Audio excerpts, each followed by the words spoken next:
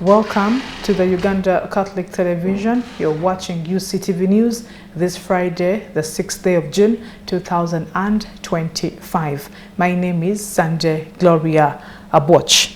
Muslims in Nebi district joined millions around the world to celebrate Eid al-Adha with prayers and festivities, using the occasion to urge communities to support vulnerable groups in society. Now, during prayers held at various mosques across the district, religious leaders emphasized the true spirit of Eid al-Adha, which include sacrifice, compassion, and sharing. They encourage the faithful to reach out to the poor, the elderly, orphans, and the sick, especially during this season of reflection and generosity. Today, 6th June 2025, marks the day of Eid al-Adha, a significant Islamic holiday honoring Abraham's willingness to sacrifice his son Ismail as an act of obedience to God. Muslims gather in mosque or open fields for Eid prayers, often wearing new clothes to show joy and happiness. After prayers, Muslims sacrifice animals, usually male sheep, and share the meat with the relatives, friends, and those in need. Visitation is a key part of the tradition, where Muslims visit friends and extended families, exchanging gifts and greetings. Muslims across Uganda gather for prayers and festivities, strengthening family and community bonds. However, Muslims in Nebi Muslim district have joined their counterparts in the country to celebrate Eid al-Adha, which marks the feast of sacrifice today. Sheikh Hamza Ongei, County Kadhi for Nebi Central Division, encouraged the Muslim believers to share what they have with their friends in line with Islamic tradition during this Eid al-Adha celebration. Yes, thank you very much. We also elaborate on peace because Islam means peace. So we normally preach peace to be in the country, not even only in the country, so in the whole world we are preaching for peace. As far as Islam is concerned, the peace. Ismail Jashan, a believer from Nur Mosque in Pakwach district, implored his fellow Muslims to utilize the Eid celebration to intensify prayers to strengthen their faith for Allah. And it is incumbent for all Muslims as the last pillar for you if you have wallet. And this wallet, you have to use it in the best way. And in Islam, one of the best way according to the pillar of Islam is for you to go for pilgrimage in Makkah. And none other than any other place. It is a place of worship. It is a holy place. And that place was designated by Nabi Ibrahim alayhi salam as a grandpa of our faith. Zolai Kamina, a member of Salama Mosque in Paidatan Council, Zombo District, urged those who can afford to purchase animals and share with their colleagues who are vulnerable. But as a Muslim, Islam is all about peace. Dikrikudano, Marudano.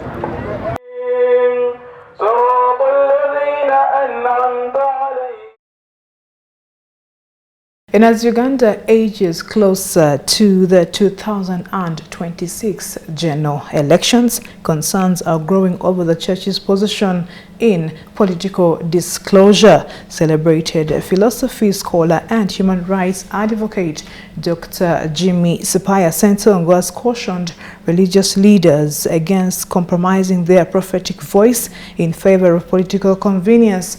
Now, in an interview with Uctv News, Dr. Sentongo urged clerics to resist the temptation of aligning with state interest at the expense of their moral and spiritual obligations. Spire called on the church leaders to recommit to the Gospel's call for justice, equality, and the protection of human dignity, reminding them that their credibility lies in speaking truth to power, not in serving personal agendas.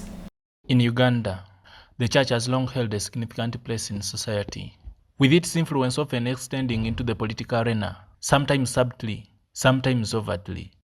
Some religious leaders have boldly spoken out against corruption, human rights abuses, and poor governance. Yet the state often pushes back, accusing the church of overstepping its bounds and urging the clergy to stick to preaching. However, the line between moral leadership and political engagement remains blurry, as issues like poverty, justice, and equality are inherently political. Meanwhile, some politicians manipulate pliable church leaders to advance personal agendas, undermining the church's core mission of justice and societal upliftment, especially when those same politicians are key drivers of the very injustices they claim to oppose. There are those who, of course, as the general society is, they've become opportunistic. There is a lot of opportunism in the church now, positioning themselves for benefits, packages from the church, positioning themselves for being able to access certain advantages from the state. And that's why they are quiet. And then there are those who are doing wrong things, glaring wrong things like exploiting people. And they know that the best way to cover those glaring wrongs, not for the state not to get to them, is to either remain quiet or simply do what the state wants. Dr. Jim Espaya Sentong, a celebrated philosophy scholar and human rights activist, argues that while some church leaders have been able to stand their grounds and called out the excesses of their state, some have just voluntarily positioned themselves to benefit from the injustices and state-orchestrated atrocities meted against members of the public. These, he advised to return to the foundational teachings of the church. Of course, the primary message would be for any religious leader in the circumstances is, what did Jesus stand for? What is it that they preach to us that Jesus came here for? Because they are talking about salvation. What did Jesus save us from? What did he come to save us from? They'll say to save us from sin. What is that sin?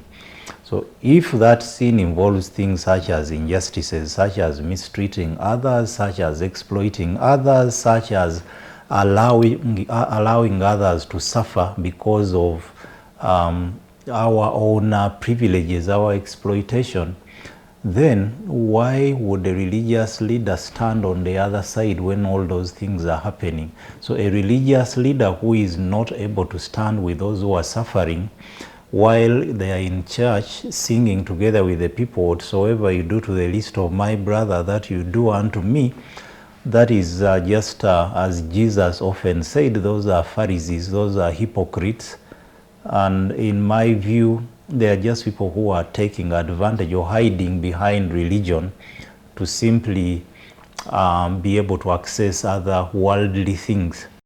About the recently passed UPDF Amendment Act, which grants the court-martial authority to try civilians, Spire interprets as an outright move by the government to cheer on the military violating the rights of civilians, particularly at a time when the country is heating up to the uncertain political climate. Yeah, to be able to assess that law, you would have to look at, first of all, the precedent, some of the things that were done by UPDF using that law, using court-martial before.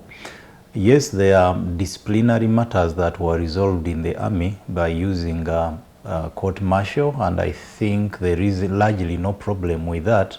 But then we also know there are many civilians who have been unjustly arrested, tortured, kept in incarceration for no reason. They have not been charged with anything, sometimes, or in a number of cases, for political reasons, wearing red overalls, something that is not really breaking any law. But because court-martial had the leverage of doing certain illegal things, performing certain illegalities behind the cover of pursuing justice in their own way, that's why they have been able to get away with it. So that such a law coming back, especially during elections, but also at a time where we see that the army is becoming more, that there is increased impunity in the army, that you have the head of the army boasting about torturing people, the head of the army threatening violence, threatening killing people, and you're equipping them with such a law that gives them a leeway to do those things. I think that is just to see a madman throwing stones and you collect more stones and put them there for them, even bigger.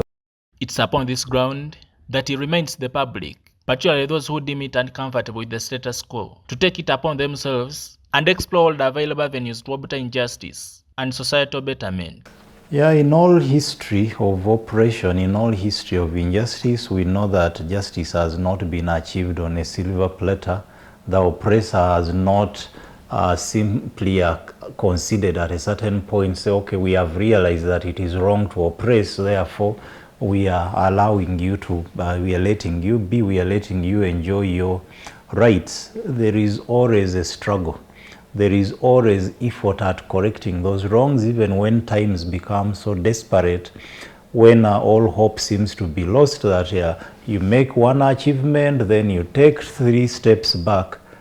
It has to be a constant struggle. It has to be a constant effort in addressing those wrongs. Otherwise, our society, the way it is now, and some of the things we're enjoying, we wouldn't be enjoying them now if those before us had not also insisted on fighting some of the wrongs that were there before. So this is not an invitation to giving up, but an invitation to even building a stronger resolve to push harder, a stronger resolve to create a better society. The Uganda People's Defence Forces Amendment Act 2025, passed on 20th last month, introduced multiple reforms to the military justice system, including the streamlining of veterans affairs, restructuring health services for armed forces personnel, and also the controversial authority to try civilians involved in military offenses in the court-martial.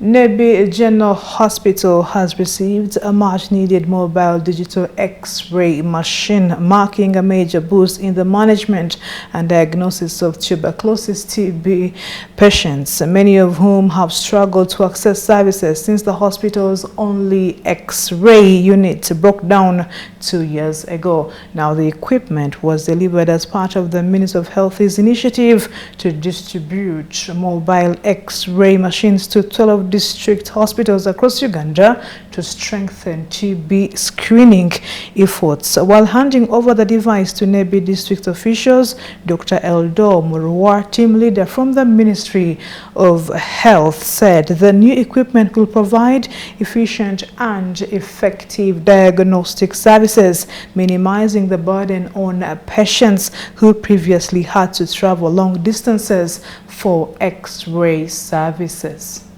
Nebi General Hospital's receipt of movable X-ray machines will boost management of TB patients who have been finding it a challenge as the only X-ray machine broke down 2 years ago. The Ministry of Health has distributed mobile digital X-ray machines to 12 districts hospitals to enhance screening for presumptive tuberculosis patients. While handing over the machines to Nebi district leadership this morning, Dr. Aldo Murua, team leader from the Ministry of Health, said these machines will allow efficient and effective X-ray services, reducing the need for patients to travel long distances for diagnostic services.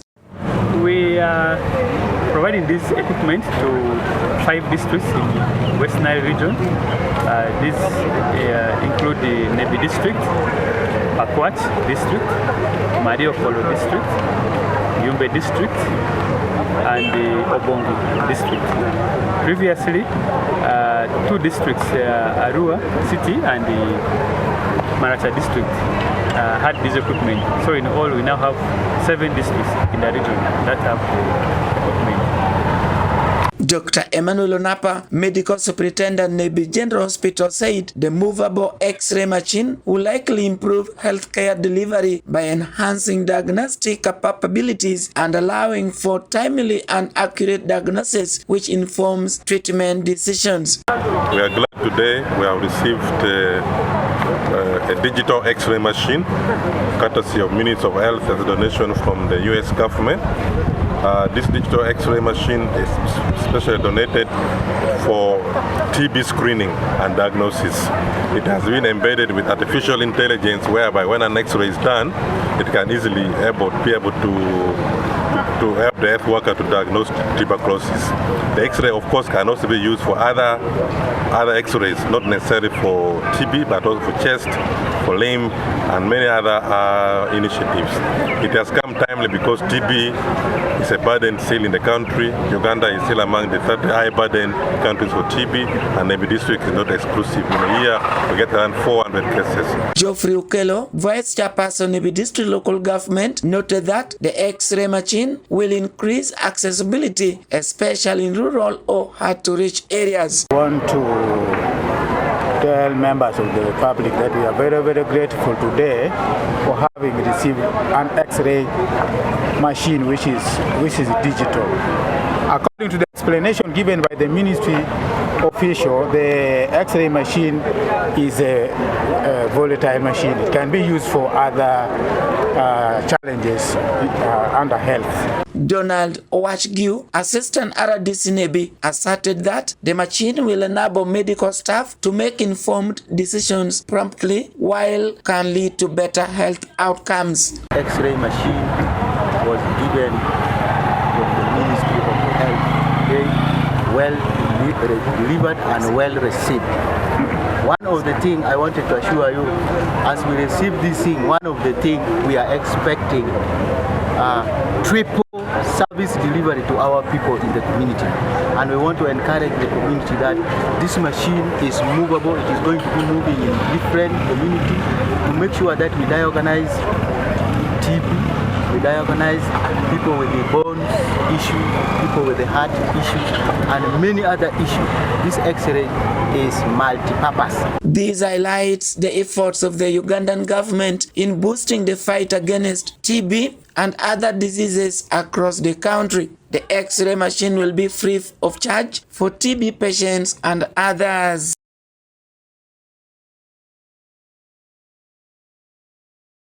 And that's it from the local scene. We'll take a break and get back with what is making headlines in the international news highlights.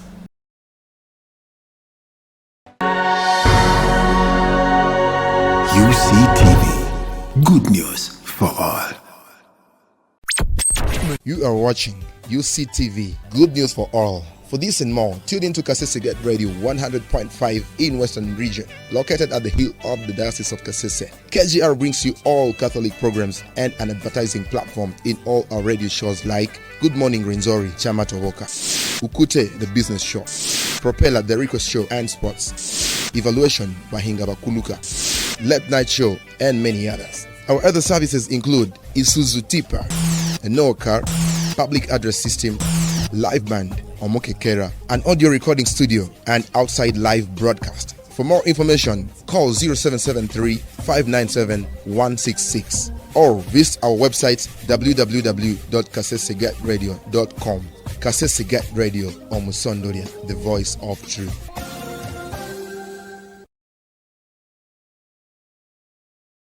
And that's it. In our foreign news, it is time for Today in History.